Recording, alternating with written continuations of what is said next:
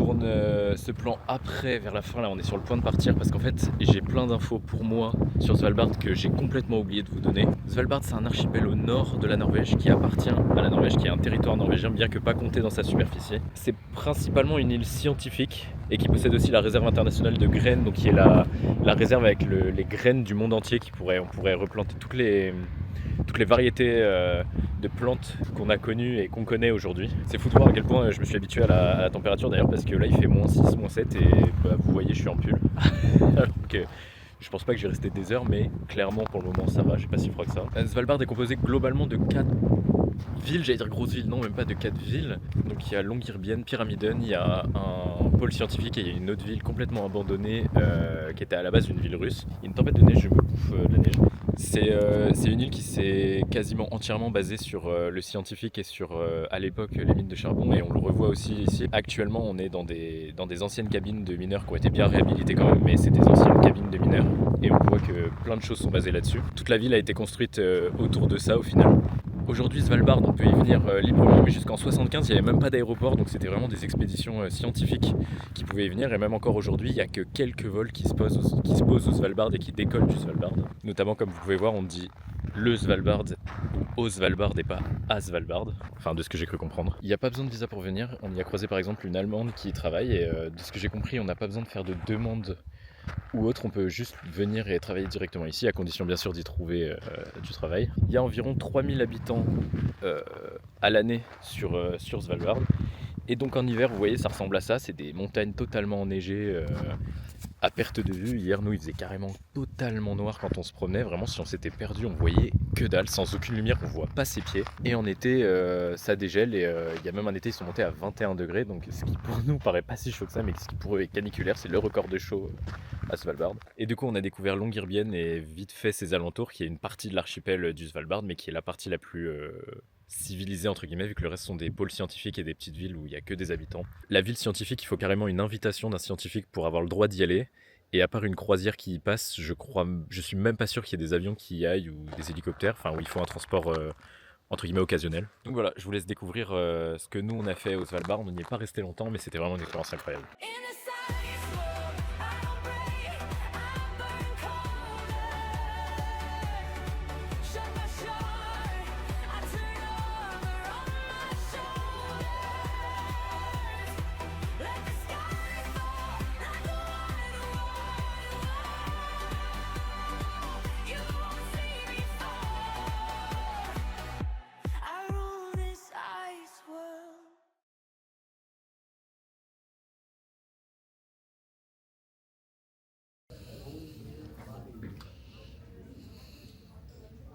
Bon, c'est la dernière étape, on est devant la porte d'embarquement.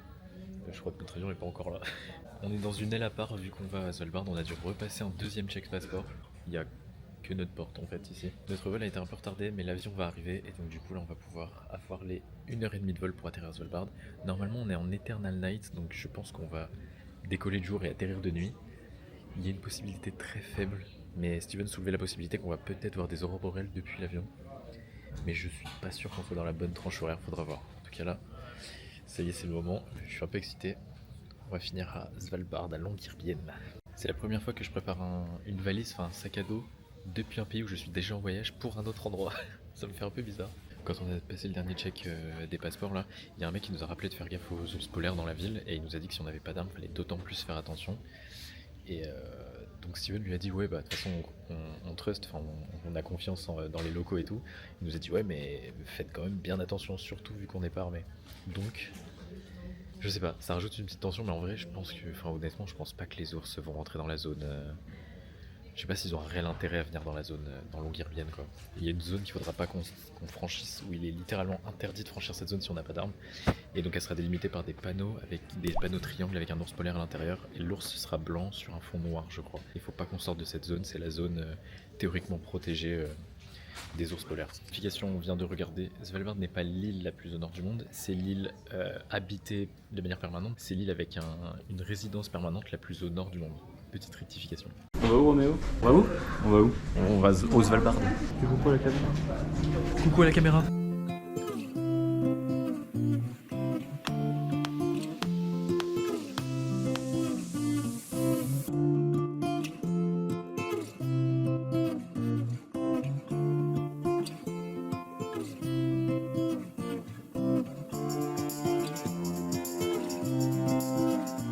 Après, c'est à 20 minutes et lui, il me dit que la probabilité de croiser des ours est quand même très faible. Non, mais on va y aller à pied. Hein. Ouais, je pense. Hein.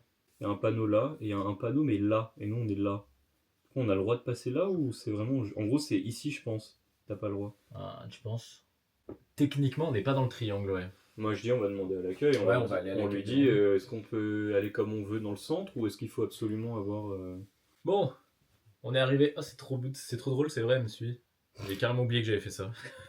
Alors, la question, attends, avant, c'est est-ce qu'on réserve le sauna ou pas? Moi, je pense C'est hein, pour pour 20 quelle heures. heure? Tu disais pour 20 heures? On est au Svalbard, on a atterri tout à l'heure, donc on est bien dans une nuit polaire là, on a vu le coucher de soleil et on s'est posé avec des grosses turbulences, on s'est posé, l'avion il faisait comme ça là avant de se poser sur la piste. On a eu des grosses turbulences, mais on s'est finalement posé. Dès qu'on est sorti de l'aéroport, on a eu le panneau interdiction de sortir de la zone délimitée par les fameux panneaux triangles avec l'ours, le triangle rouge avec le fond noir et l'ours blanc à l'intérieur. C'est la zone de Longyearbyen, donc en fait c'est une zone théoriquement sécurisée où on peut pas sortir si on n'est pas armé parce que y a un risque non négligeable quand même de croiser des ours polaires. Donc du coup, faut pas qu'on sorte de cette zone. Et c'est pour ça qu'on est en train de se renseigner parce que l'hôtel n'étant pas dans le centre-ville, on est dans des cabines, des anciennes cabines de mineurs de charbon d'ailleurs. Vu qu'on est dans des anciennes cabines, on n'est pas dans la ville même. On est genre un tout petit peu excentré, on a une vingtaine de minutes pour aller à pied dans le centre. Du coup, on était en train de se renseigner parce que il fait nuit toute la journée. On sait pas dire cette phrase un jour. Il fait nuit toute la journée et là, Steven vient de regarder. Selon la zone qui est délimitée, on a un panneau. En fait, il y a que 3 panneaux sur la zone et on est techniquement, si on fait un triangle parfait, on n'est pas dedans. Donc, on va aller demander à l'accueil si on peut se déplacer par nous-mêmes à pied ou autre. Et nos déplacements vont être énormément régis par ça. Je viens de quitter le logement, je rejoins Steven dans le centre qui est à 10 minutes à pied. On va aller dans un sauna, c'est le premier qu'on va faire du voyage au final, paradoxalement, parce que la Norvège et la Finlande ont beaucoup de saunas, mais c'est paradoxalement le premier qu'on va faire du voyage et ce sera à Svalbard. Je sais pas à quel point ça va se voir, j'ai l'impression que ça se voit un peu quand même, mais on est entouré de montagnes. Bon, celle-là, ah si elle se voit un peu quand même. On est entouré de montagnes et je crois, si je dis pas de bêtises, qu'en fait la ville c'est globalement une très grande route. Il y a plusieurs routes parallèles mais c'est tout en longueur et j'ai l'impression qu'en fait la ville est entourée de montagnes. Je pense que s'il y a un ours qui arrive on le verra mais ils disent quand même de faire attention, même en plein milieu de la ville, de faire attention aux ours, bien que la probabilité est quand même bien moindre d'en croiser dans la ville que si je me balade tout seul sur la banquise en dehors de la ville. Je vais rester dans l'enceinte des panneaux comme ça je serai le plus en sécurité possible quand même. On est arrivé au sauna avec Steven. On est sur une plateforme qui flotte sur l'eau vraiment. Et là-bas il y a un bain froid donc on tentera peut-être mais franchement pas sûr hein. On va voir. Il faut pas grimper sur le toit parce que le toit n'est pas fait pour ça. Bah dommage, nous qui comptions absolument le faire. Bah moi je voulais le faire ouais. Il y a aussi marqué quand on arrive sur le côté là, attention aux ours, attention aux morses. Donc je pense que c'est plus en été, il y a plus des périodes je pense, des périodes de migration ou autre. Aux morses c'est possible, aux ours je sais pas. Des périodes de migration? Ouais. Mais non je pense pas que les ours... Non mais je veux dire, les ours je pense que peut y en avoir, les morses... Non l'inverse, les morses ouais mais les ours... Oui mais je pense que quand même les morses il y a une période. Oui. Bref, on va aller dans le sauna, on va voir ça. Non tu vois. C'est ce que je veux dire. Ouais. Ouais le truc il est instantanément devenu humide l'objectif. En même temps, c'est vrai que vu combien il fait dedans, il fait 90 dans la pièce visiblement. Oh la vache. C'est pas mal. C'est pas mal? C'est pas assez chaud pour moi. C'est pas assez chaud pour toi? Moi c'est 100 degrés minimum. Minimum. Ouais. Faut leur marcher dans la neige du coup. Non pas nécessairement, pisse là. Oui, ça fait de la condensation. On sort du sauna, au final on en avait déjà fait en Islande, mais là de réitérer, moi ça confirme mes pensées. J'aime vraiment bien ça, je trouve ça super sympa. Moi j'aime bien mais quand t'as de l'eau à boire. Oui c'est vrai. Parce que là j'ai très soif, j'ai la bouche très sèche. C'est vrai qu'on a super soif. Au total on a dû rester quoi en cumulé entre 15 et 20 minutes? Même pas? Ouais, on a dû faire 5, on y est allé quoi 4 fois? On est sorti 3 fois? Ouais, on a dû faire 4 et 5 ou 3 et 4 fois? J'ai dû faire 5, 4, 3 moi ou un truc comme ça. Ouais, c'est vrai qu'on restait de moins en moins longtemps quand même. Donc ouais, j'ai dû faire 10-15 minutes. Après de toute façon, t'es pas censé rester... Oui, c'est ça, c'est que pour moi j'avais entendu que une session max c'était 10 minutes, genre tu sortais, tu reprenais le temps de refroidir et tu retournais quoi. Ouais, c'est ça. Et mais au final on n'avait pas d'eau effectivement et on s'est pointé en se disant bah c'est pas grave, va y avoir un robinet ou un truc. Marqué. Et il y avait vraiment un robinet. Ouais, parce qu'il y avait, c'est ça, sur la réservation, il y avait marqué de prendre un contenant. Parce qu'il y avait de l'eau, mais pas de contenant à eau, quoi. Après, il y avait de l'eau, mais il y a marqué que c'est pas recommandé d'avoir. Et oui, c'est ça. On se pointe, le seul robinet, il y a marqué vraiment « Ah, c'est pas recommandé, hein ». Et en plus, Steven, ça fait ouais, c'est ça, Steven, il commence à ouvrir le robinet et ouais, ça sentait le soufre de ouf. Donc, effectivement, au final, on n'a pas bu, donc on a un peu soif. C'est pour ça qu'on se dirige. Quand vers on a le soif, on va resto, le bar. au bar, au Svalbard. Il y a de la lumière. Ouais, c'est ça, mais c'est vrai qu'on voit moins les étoiles que ce que je pensais. Je pensais vraiment que ça allait être un endroit où on voyait bien les étoiles et en fait. Après, du côté de notre hôtel, je crois qu'il y a moins de lumière et que tu peux faire un petit spot qui a marqué. On peut s'éloigner, ouais, comme je te disais tout à l'heure, on s'éloigne à quelques kilomètres au pire de l'hôtel. C'est pas ce que j'ai.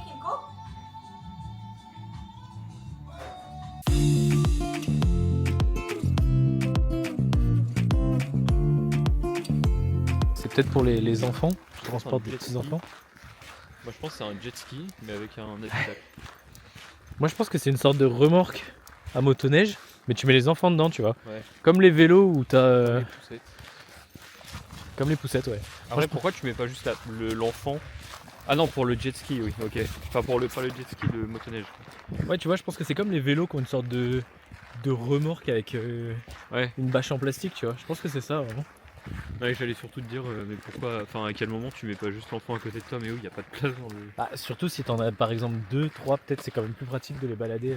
T'en as un, tu lui dis, bah, t'as intérêt à te tenir, sinon je te déshérite, tu vois. Non, je pense que.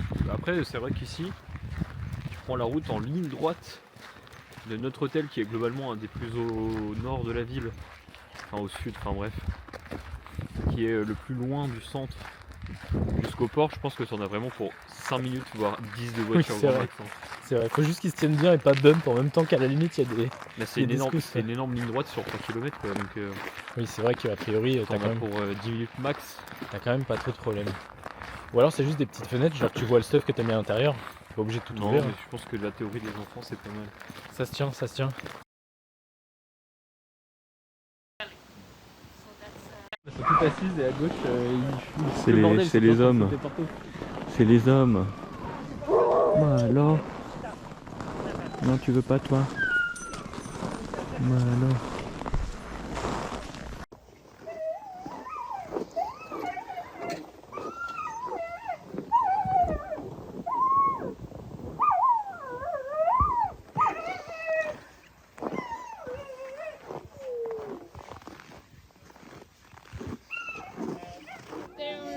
It's getting too loose, then you slow down a little bit so that you keep this line kind of someone on the sled, hands on, brake help. Because otherwise, then all of a sudden they decide to go, and then it gives a. And if you don't hold on, then you're falling off. So keep this. Yes. Yeah, about the distance to the dog team. It's a bit bent because we can hit some stones or whatever, and then when you are straight, it's as well a bit hard. And the stick to the front like this. And then it's nice if you want to. So the easiest is that you have one person grabbing here, and then the other can take it out. And then the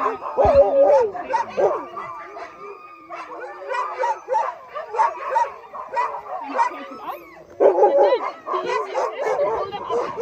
Because then you have two-wheel drive. And on 4 it's 4-wheel drive. On the wheels are quite strong. So you can lift them up. Elle a été choisie, elle est contente. Tu veux que je la patte? Reste là, reste là, reste là. Vas-y, vas-y.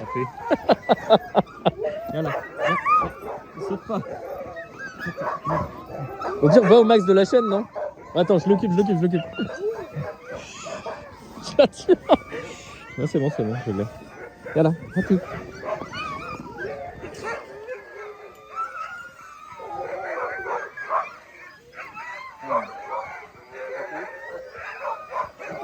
Ouais, tu es bien, bravo.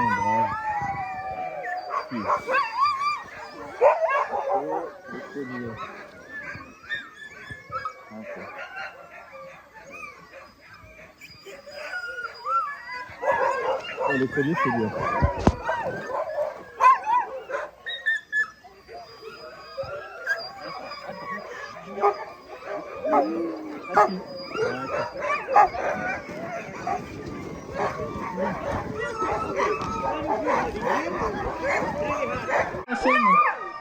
Hein? Elle a la chaîne avec. Voilà, Gold. Allez, passe ta patte. T'inquiète pas, on va te chercher après, Gold. Désolé. Passe ta patte, passe ta patte. Ouais, très bien. Ok, la chaîne sur le côté, tu la tiens bien. Alors non, non, mets tes genoux, faut que tu mettes tes jambes comme ça en dessous. Hein. Ah, pour la tenir. ah mais je glisse de ouf là. Ouais, mais c'est pas grave. Ok, je l'attrape par le harnais. Et je Enlève. l'enlève, c'est ça. Petit coup de pression. Ouais, c'est quoi cette attache? Bah, c'est toi qui l'as enlevé tout à l'heure, je sais pas. Mais non, mais c'est pas la même, c'est pour Pas ça la que je te dis même. ça. Non. Ok, et là tu passes le collier. Ah, mais c'est la bouffe, là. Reste là. Tu veux que je le fasse? Non, mets tes genoux en dessous. Your body and just hold on. And keep your weight close.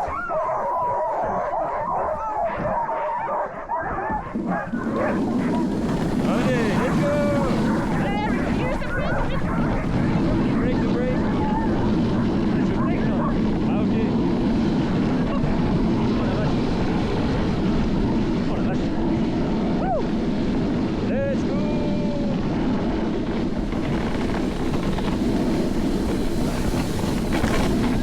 Ah, ça va, ça va, on n'est pas les premiers. Non, on est les derniers. Ouais.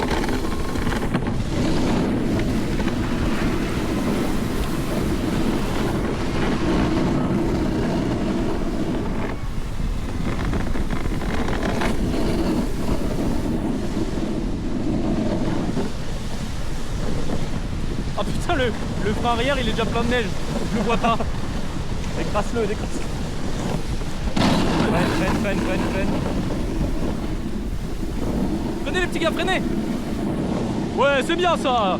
Ça c'est mon base bend. Ah.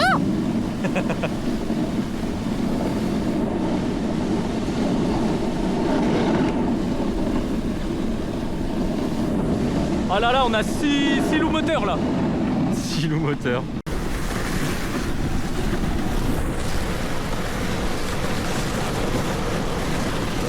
Ah ouais, le sol il est en piste, frère.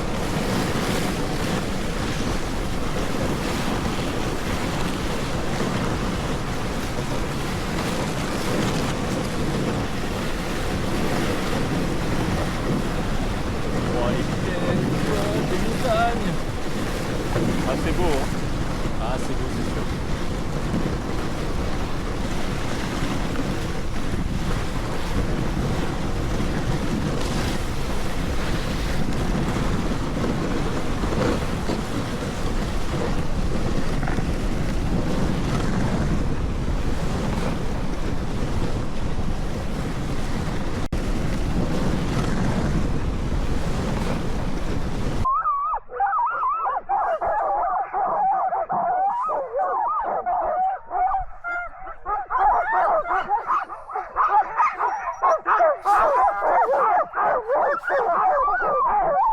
Can I get a... Oh.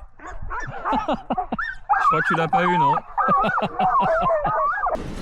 Wouhou!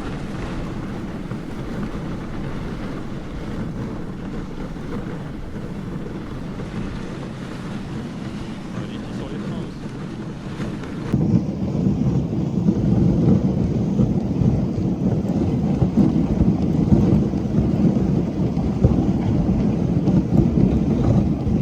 Ça va mec?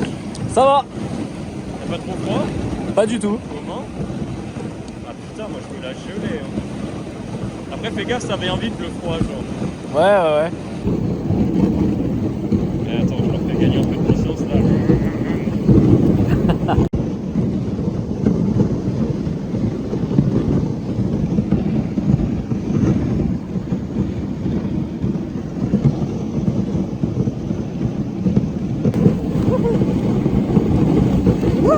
Waouh, le virage. J'espère que t'as kiffé hein. Ah, ça.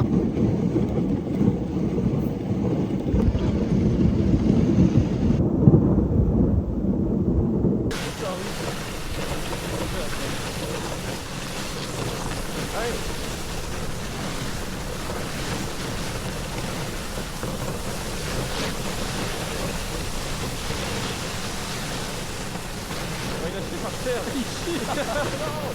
Arrête de chier. Oh, ça daube. Arrête de chier partout. Salaud.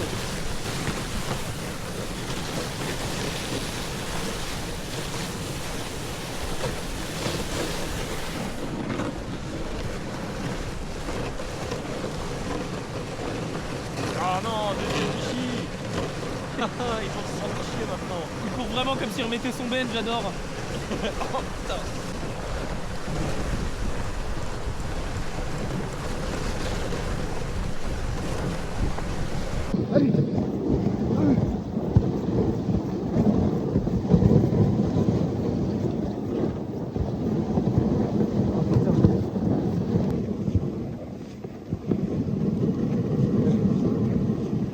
Allez, chien. Moi aussi, je cours.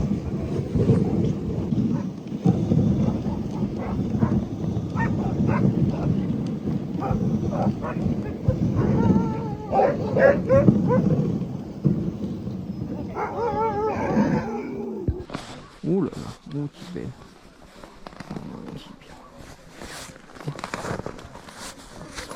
Oh là là là là là là. Qui belle. Hein Andromeda. Tu veux pas que tu partes hein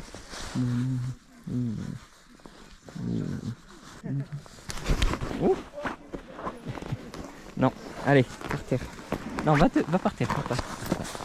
Voilà, me monte pas dessus. It can happen that one get loose of the chain. I was here 2 years ago. It happened. One of the males got loose, and they were females in the heat. And we have from one male we have 3 liters now. Because of course he used the chance. He was like, yes, yes. He was like, let's go, let's go. Yeah, it was open to. Quel grand malade. They're real.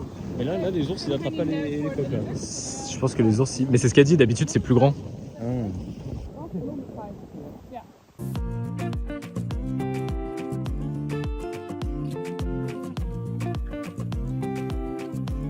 On vient de sortir du chien de traîneau, comme vous vous en doutez. Et on regarde au-dessus et Steven, il est quelle heure là? Ah, il est 13h. Hein. Là, c'est gros pic, hein, zénith. Hein. Et encore, on a de la chance, elle nous a dit ah, le ciel est clair aujourd'hui, on voit bien le ciel. Ah bah, gars. Ouais, je pense que d'habitude, c'est nuit noire, nuit noire. Ouais, je pense qu'on n'est pas au pic de la nuit, mais déjà là, nous. En vrai, et encore, regarde l'écran. Je suis désolé, on voit quand même encore plus sur l'écran. Ouais, non, mais je suis d'accord. Et je suis pas en luminosité basse. Hein. En fait, pour nous, on voit ça. On voit ça, mais partout. Du coup, on a eu Pavel et Yarina. Je me souviens plus. C'est Pavel et Yarina, je crois, comme guide. Et c'était super sympa. Ils étaient très cool. Les chiens étaient très sympas. Ah ouais, moi à la fin, là, il y avait Ati. Ah là là. Ouais, moi c'était Andromeda qui me lâchait plus. Elle se laissait. Ouais, en plus, quand je suis parti, tu sais, elle s'est allongée, genre, juste moi, la tête par terre en me regardant partir. Là. Moi, elle se mettait devant moi. Et à un moment, elle m'a emmêlé les pieds dans la chaîne. Je pense qu'elle a fait exprès. Premier degré.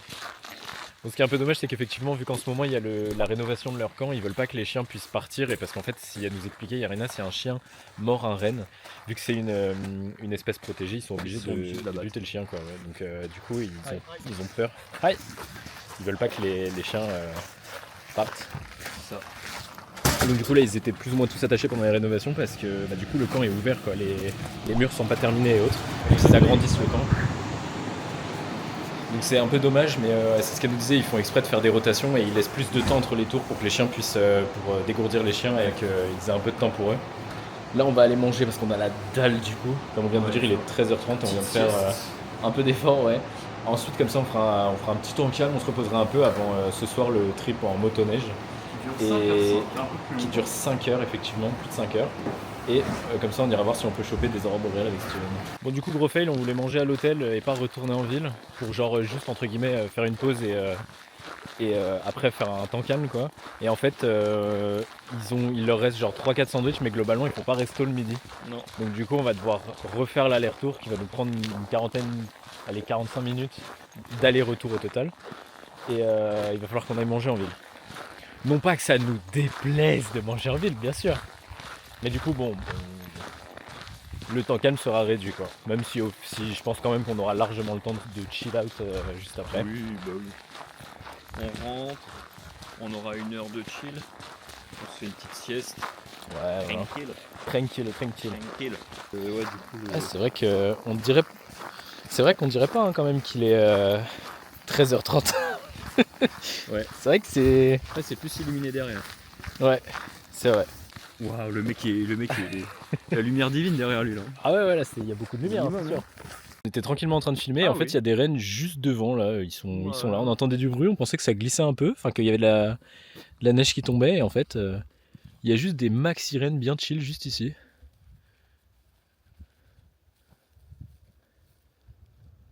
Ah ouais bah écoute, en chillance totale. Hop là pardon, désolé je suis passé devant ton tel.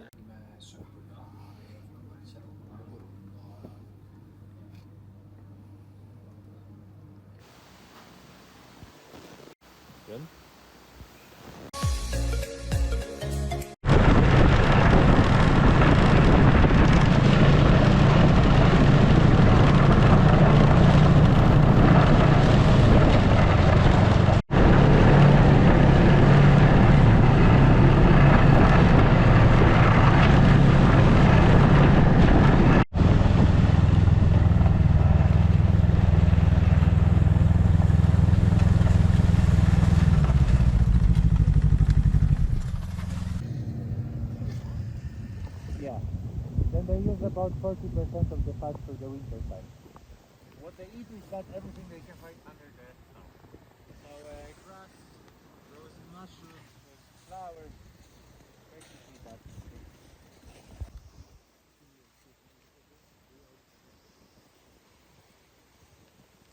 So now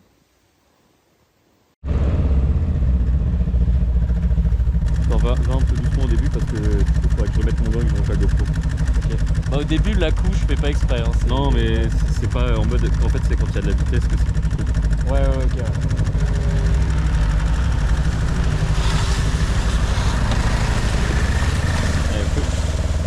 Allez, vas-y.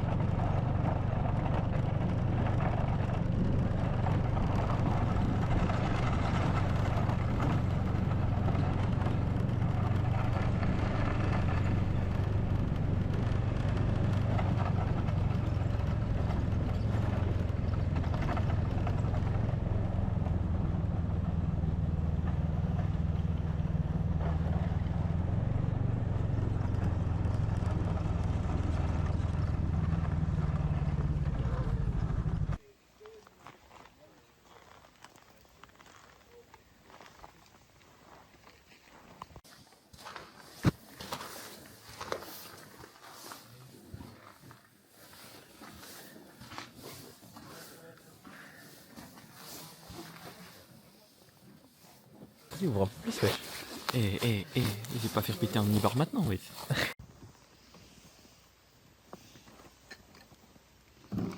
always take more than we need. You never know.